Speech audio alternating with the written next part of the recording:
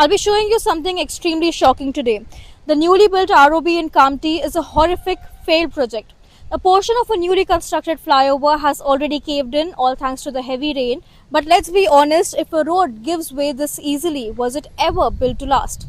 The worst part, this structure isn't some decades old. Before it could even be inaugurated, it collapsed. Now what's funnier over here is that within almost 12 hours, they decided to fix this particular patch of the entire road as soon as the media started reporting about it.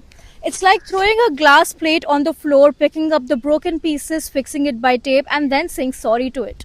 It has been constructed by a special projects division of the PWD department, and around 65 crores were allotted for this particular project.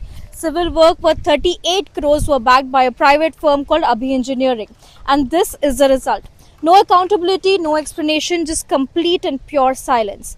A railway overbridge is actually meant to ease the congestion and improve connectivity.